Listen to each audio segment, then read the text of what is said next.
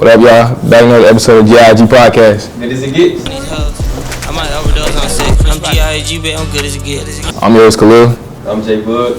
And today we have with us Harmony Bailey, our special guest.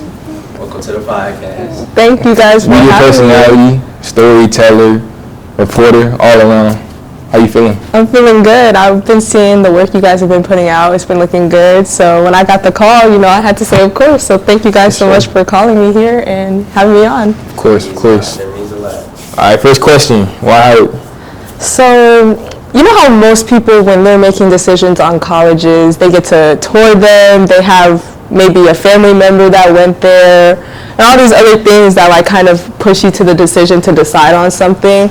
I really didn't have any of that. I didn't go on any college visits.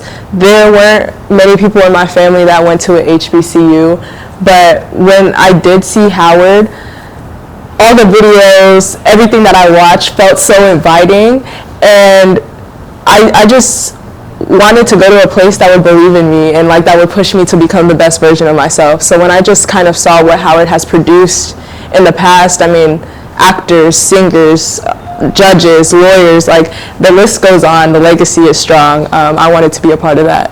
For sure. You sound like my wife too, honestly. The same thing with me. I didn't get to tour Howard either. I just took a gamble. Yeah. Far away from home too, so I definitely understand where you're coming from with that. But I guess I got a question. What great Howard alum do you look up to the most? I would say the first person that popped in my mind was AJ Ross.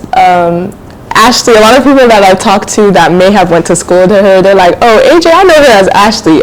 She was a journalism major too. She's one of the leading reporters for CBS Sports, and she's very versatile. So AJ, she always works hard, and I like her story a lot. She doesn't go by Ashley because, as you know, this business is kind of male dominated. So when people would read her stories, they'd be like, this work is good, and then they would see AJ Ross and a lot of people would think it was a male, but the whole time it was Ashley behind these stories, and she was captivating audiences and people were enjoying her work. So I really look up to AJ and the legacy that she's built, from being a Howard alum to being one of the leading reporters on CBS Sports. That's a good role model to look up to. I respect that a lot. Because I do feel like the industry is, now it's you start to see more women, and I like to see that. I can't forget her name, but the lady that works for First Take with Stephen A. Molly. Yeah, Molly. Seeing her when she came to Howard, I was like, that's real. I respected it a lot, so I like seeing that too. Yeah, no, for sure. Like you said, this field is coming to be more saturated with women, and I really do appreciate the black women that are leading the way, making these paths and being role models and representation for me to look up to, because it really is true what people say. If you can see somebody do it, then you know that you can do it, or you'll have some type of example or a reference point to take yourself to the next level. So shout out to all my black women out there that are in the media field. Shout out to our women in journalism. Y'all are doing the dang on thing. For sure. So what got you into reporting? Even as a baby, toddler almost, and videos and everything. So I've come up with this little catchphrase. I really feel like I was born to yap. When I was a kid, I was always very inquisitive. I would always ask questions. I was good at memorizing things. I don't know. I think that this field kind of came naturally. My dad also, he was a celebrity photographer in Los Angeles, so he worked for many companies like Vibe, Rolling Out, EY Web, Tom Drainer Cruises. He even did Kobe's Black Mamba shoot. So I look up to my dad a lot, and I used to just cry all the time when he would go to work. I wouldn't want to stay with my aunties. I wouldn't want to stay with the family members that he would be like, you know what I mean? You have to stay here for a couple hours. I'll be back to get you.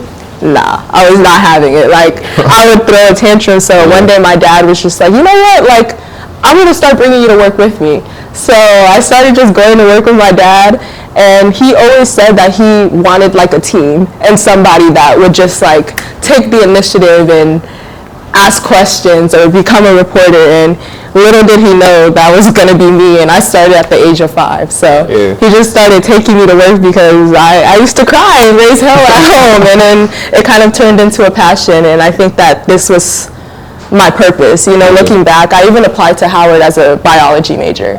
So that's crazy. Like a lot of people know that. They're like, wow, like you wanted to be a doctor. I wanted to be a doctor, but literally on the first day that I moved in, I went to find my advisor, Miss Bess. Shout out Miss Bess, and shout out Miss Bess. We love you. Nah, for real. But she heard my story. Me and her connected over a lot of different things. Mind you, she was one of the first people I met on Howard's campus, and I kind of like just told her my why, and I felt like I was having almost like a mini panic attack over my major. So that's how you know like something is calling you, when it makes you feel uncomfortable or restless, or you start spiraling. And I kind of knew that journalism, like something was calling me towards journalism and film, and I was like, you know what, like I just need to change my major now, and it's been great ever since. So yeah. I ain't gonna lie, when I came, I knew I wanted to be a journalism major. Like I was like, I used to watch, I stopped watching, this is crazy, and a lot of people don't believe me, I used to watch like Sports Center, like I started watching Sports Center in the first grade. Like I stopped watching Disney Channel, like people be asking like, you didn't grow up watching all the iCarly. I'm like, nah, I used to watch sports. I used to go to sleep watching sports in the top 10 plays because I hooped, and I was just into like just the journalism side of sports. So you were ahead of the game. Yeah. No, definitely. It never was no cartoons on there. It was Sports Center. I used to watch BET, Jamie Foxx, Martin, all that like that. And that's why I took my major also. Like I want to be like a filmmaker. Like journalism, when I first came here, it was journalism, but like now it's like I don't want to do that. Yeah. More into films and making films and directing, producing, stuff like that. And they all tie together, really. You know what I'm saying? Journalism, yeah, they really do. Like, if you know how to produce a film, you can tell a story in journalism. You know, journalism really is like like telling the truth, holding people accountable, and like getting to the bottom of why things are happening. And when you make a film, that's still important. That's a vital piece. You're showing people instead of telling them. So I think that whether it's journalism, media, film, like storytelling is powerful no matter what aspect you look at it or what lens you look through, you know. Cause I'm starting to get into producing too. Making, like, I don't know, now that I've been like taking classes, just like when I watch movies, I watch them in a different bro. I'll never watch a movie the same. No, seriously. I'm looking at the camera movement. I'm not worried about the plot. I'm thinking about how they're moving the camera, the angles. I'm not watching a movie every day. The music, the sound effects, how it rises, how it fades, the cuts, the different, everything. Like, see, I'm starting to learn about how the camera moves now, like rack focuses. Like, I'm in a digital journalism class. Shout out Professor Kenny Lee. And my dad, bro. I haven't had Kenny Lee, but if we're shouting out, the one. CNN great, bro. CNN editor. That's what I mean. If we're shouting out SLC professors, don't mean to cut you off, but shout out Dr. P and Dr. McWhorter. You guys are angels. I could not have imagined going through my collegiate matriculation without you guys. I'm so grateful to have you as professors. So SLC the best for real, man. Forget SOB, get co-ops, we SLC over here. They sleep on SLC, but always really producing like greats. The greats. Speaking on that, a lot of people really do sleep on SOC, or they think that they call us the school of coloring. I don't know who told y'all that, but get that out your head. School of coloring? The school of coloring. Like, can y'all talk about like how hard we all work? Like, we the hardest workers. SOB get everything handed to them. Co-ops get everything handed to them. We don't get nothing. They ain't gonna want to hear that. They don't want to hear that, but it's the we love you.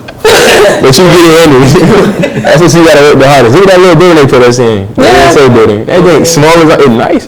But it's kind of small though, comparison to SOB costs and all that. I feel like being a journalist, like you have to really like. I was in class. Y'all know David Aldridge? Yeah. So he was. I was in class, and my professor like it's cool with him. So he got on the Zoom and was talking to us, and he said like, as a journalist, you gotta work 10 times harder. Like you gotta be able to do everything. Facts. So like I was just saying, like SLC people do work hard. We can't just, have it handed to us. We gotta put ourselves out there. Gotta be able to be behind the camera, in front of the camera. Yeah. We were just talking about that. Kathy Hughes, she was sleeping in her radio station. Like she was the hardest worker. That's from the ground up. Exactly.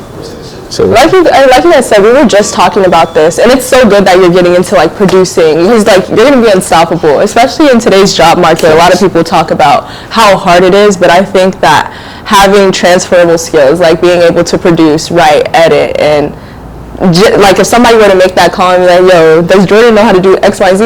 Yeah, Jordan knows how to do all those things. He's the man for you. You know, it's like a lot of people want a one-man band, or just people that show that they're willing to learn everything and do anything to get themselves to the next level. So it's so good that we're all learning how to do, you gotta be able to do everything.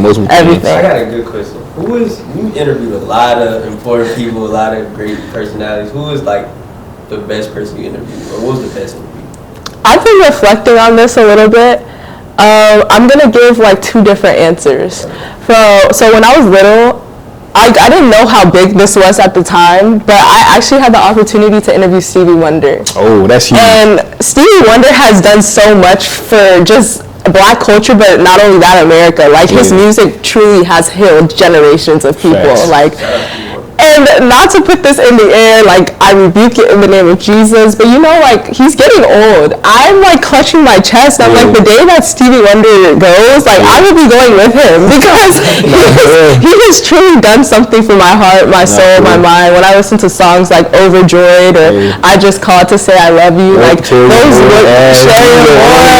like he just like really does so much for the mind and for the soul and for Black America and the world, I would say. He really is a pioneer in music. So I would say being able to interview a legend like Stevie Wonder and not even knowing it at the time, you know what I mean? But looking back, like, wow, like I didn't even know I was in the presence of greatness, of a legend. It really is beautiful to like go back and see. And then I would say my favorite person I've interviewed in college.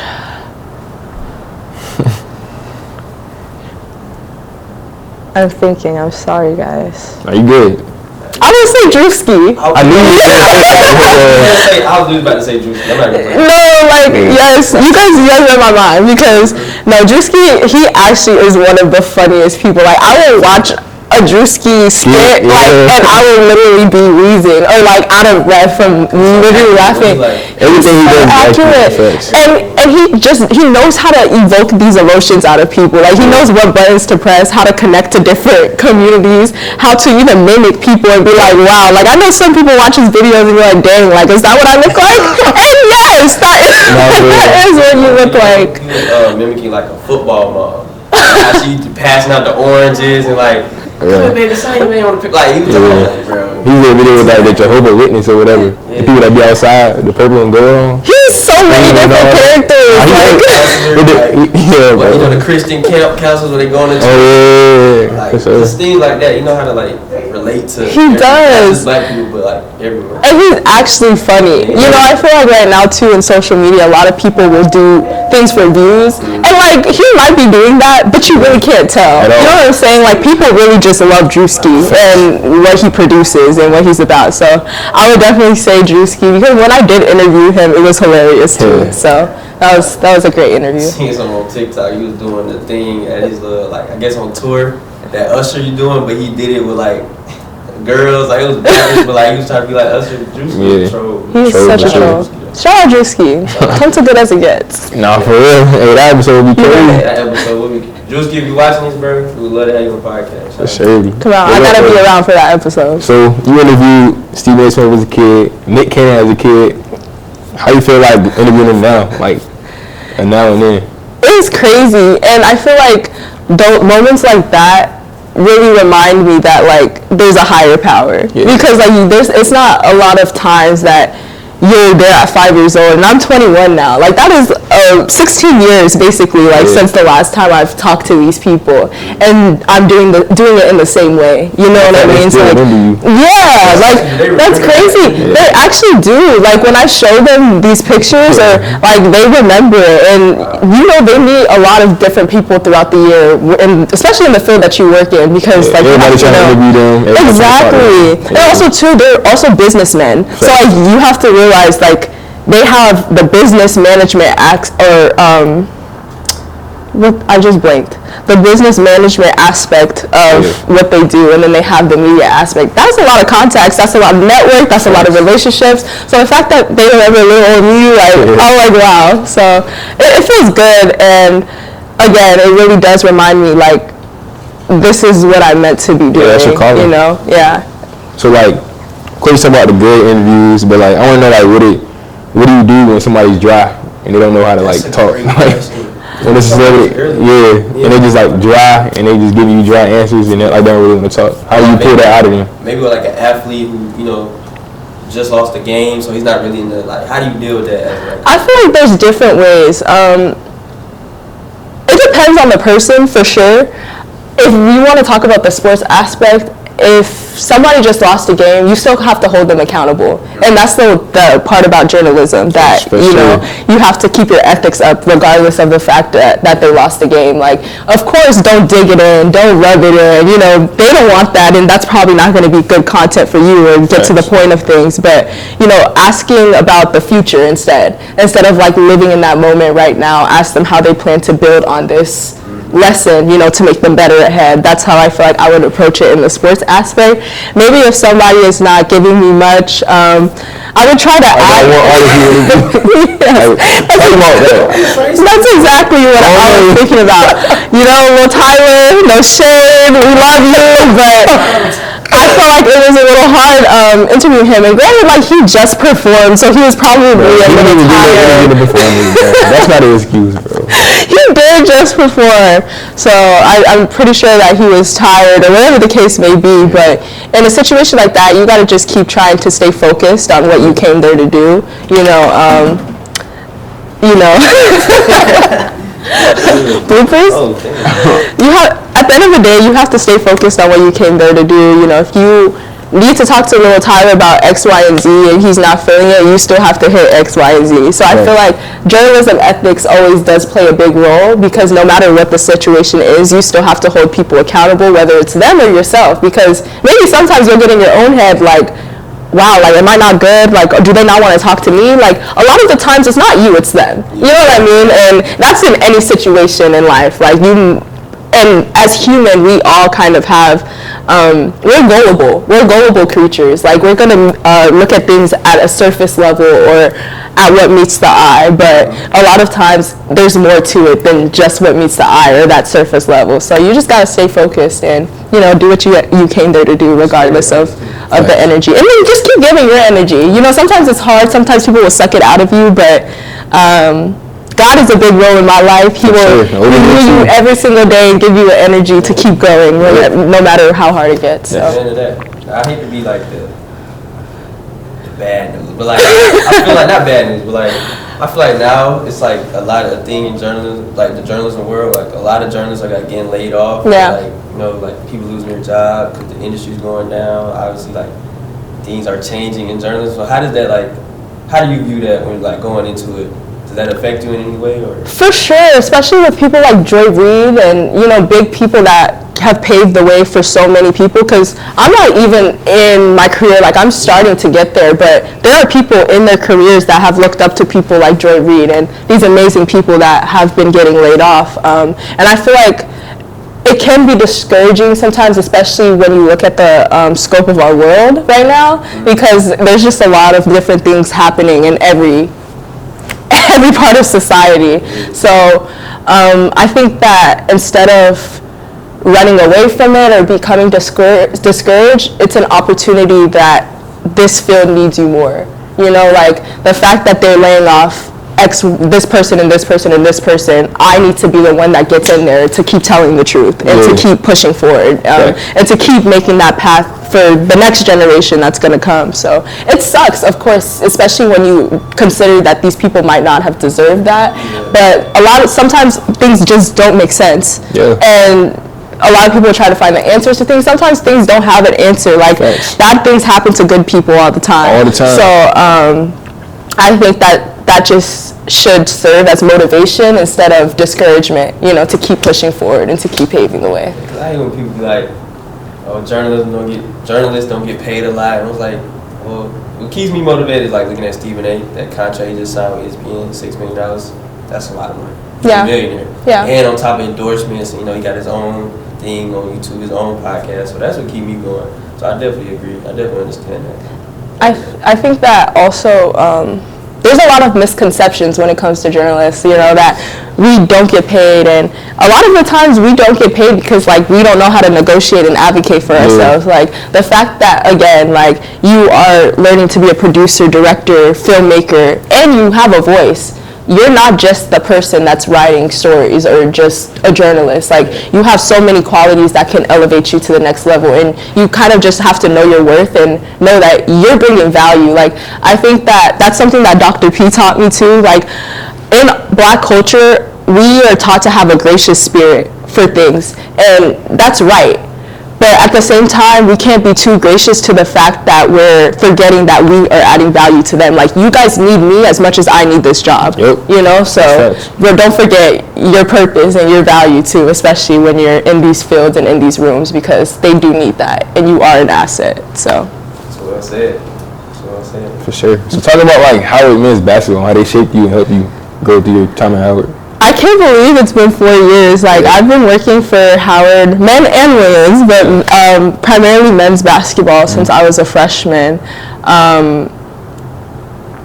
I knew I had all of these aspirations and goals, and they kind of just gave me like, they had the door wide open for me to kind of get in there and learn these skills. I learned how to be a photographer, a videographer, an editor, a reporter. Like, I'm grateful for the chance to interview head coaches like Coach Ty and Coach KB, because they don't have to, open the door like that or let us in, to get these reps in. So I'm just so grateful that they have allowed me to grow, not only as a person, but as a journalist, and to learn, because had I not had that opportunity, I don't know that I would have these opportunities that I am accomplishing today, and these goals and accolades that I'm getting. It's all about the people in the background that are doing the work and like keeping the door open to let you grow and get to the next level. So I'm just so grateful, and it's been fun. I feel like I've learned a lot about the game, and not only the game, but like the business side of sports, how things work, how everything's a circle, how things need to be consistent. And especially with media, it's a fast-moving business. Like, you have to learn how to get things done accurately and in a fast pace, Like, overly fast. And both of them are important, because like, you can be accurate all you want, but if it took you 10 years to get it back to you, how valuable is that? And you can be fast as how you want and turn in trash work. Exactly. And if you know what I'm saying? You gotta learn how to do both, and how to balance, to keep moving, to compete in this industry, because that's how it works. Yeah, because I feel like with me, I just started working for Hilltop, so I'm adding, this is my first time using Adobe. Nice. I'm learning how to edit on there. Obviously I got his help too. He helped me. He's show me how to edit and stuff. So nice. I definitely feel the bag getting deeper when it comes to journalism. You know what I'm saying? So I think that's what's getting me into like producing and stuff. Yeah. The film making. So. And that's what it's about. Like, we're supposed to help each other, hold each other's hands. We're all supposed to grow together. And give back. Especially in this industry. Help, you need all the help you can get. It's all about who you know, connections, networking, everything. She really connected me to the person to get the Hilltop. Shout out Sonya. I love Sonya. She's amazing. Facts. Great person, for sure. Inside and out. Like that's what you say. It's about who you know. We're supposed to help each other. So she definitely helped me, and I'm forever grateful. Also, it's about who knows you. You know what I'm saying? Like, you can know all these people, but if somebody made a call one day, you want them to be able to say, "Oh yeah, I believe in this kid," instead of "Who is he?" or "Why?" You know what I mean? So every time somebody asks me for some pictures, they'll be like, "Oh, yeah, my man's. Oh yeah, he take pictures." Smooth captions. Hey, come built with the kid. Talking about competitiveness, like, how do you like stay grounded and stay focused and how like everything's competitive here, everything is like technical, you know what I'm saying? I agree. So how do you like balance on that? Again, God. Number one is always God. I think sometimes other people can make you feel like you're not doing something right. Well, we kind of talked about being only children. I'm grateful in a sense. There's definitely pros and cons to being an only child. But I think that being an only child equipped me for a time like this. I never really had to compete against anybody but myself. It was always about, seriously, I never really had to compete against anyone else but myself. It was always me versus me. I'm steady just trying to outdo the last thing that I've done. So just kind of like staying grounded, just like tunnel vision. You know what I'm saying? Like, when people say that as a joke, it's really true. Like, you have to look ahead and stay focused on your goal and your future. And sometimes you feel like you're so far, but I've heard somebody recently say, the harder it gets, the closer you are. So like, college is hard enough, and I think that you have to remember too, no matter how competitive and how the elitism is kind of spreading across the campus, those people are probably fighting for their lives too. Like, they can front on social media, they can make things look good, but at the end of the day, we gotta wake up every day, we gotta go to class, we all bleed, we cry, we die. So,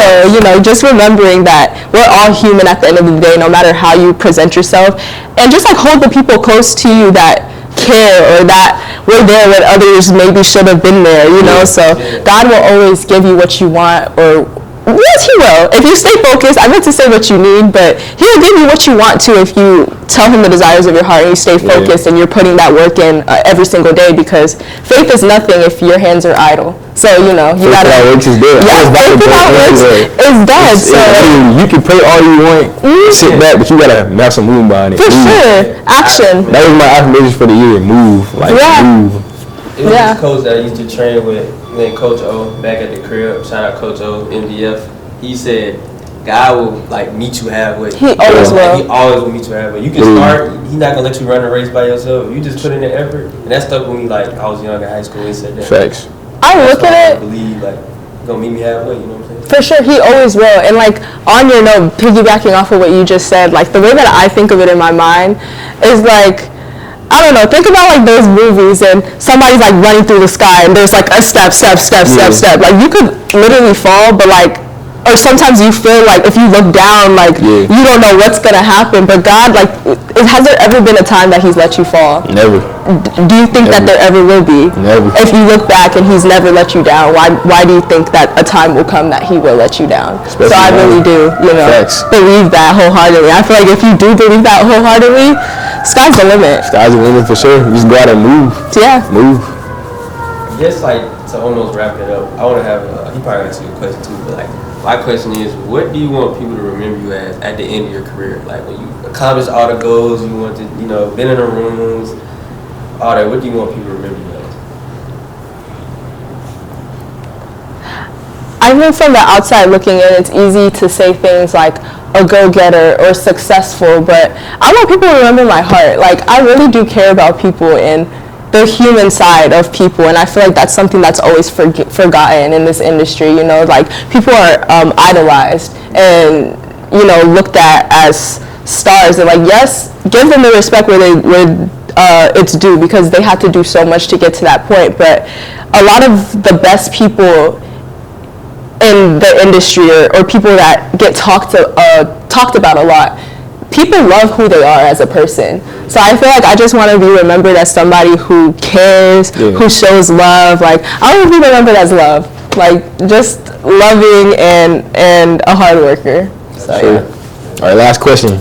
As someone who gave me like many advice, so much advice, talking to me, just telling me how to go through everything. Like just give the people like a word of advice or like a couple sentences. You know what I'm saying? Leave them with something. There's so much. You always got something good to say. Always got something great to say. It's a hard question, but I know you got it. I would say, don't worry about tomorrow. Tomorrow will worry about itself. Stay focused on the thing that's ahead of you. And I've been saying this a lot. I feel like the last time I've used this before when somebody has asked me for advice, but it's so true. A lot of people always think that they have to have such a big plan or such like a good outlook on things to get started. Like you can start anything with what you have now. I feel like that was something that helped me when I got here, because I had so many goals and dreams, and I started editing videos on my iPhone. I started interviewing people on my iPhone, and then I got a camera, and then I got my mics, and then, you know, like, so just showing that you're ready to start no matter what the circumstance is, and that you're willing to go and grab it no matter what you have or what you might not have, you know. I think that it keeps you motivated, because the goal has always been the goal. Now I'm just getting things added to me. So I think that, like, don't worry about tomorrow. Tomorrow will worry about itself. Look at what's in front of you. Look around and do the best with what you have every single day, and things will never go wrong. Well, things can go wrong in life, but on your trajectory, again, God will never fail you. And that's what I mean by things will never go wrong. It's all part of the plan. Yeah. Hey, great quote. We appreciate you for coming. We thank you so much. Thank you guys for having me. And congratulations on graduating this year. Yes. You ready for that? It's scary, but I'm as ready as I'll ever be. Almost you. Thank you so much. Yeah, so appreciate you for coming out. Of course. And you know what it is, bro. You know how we get down. On GIG, how good as it gets.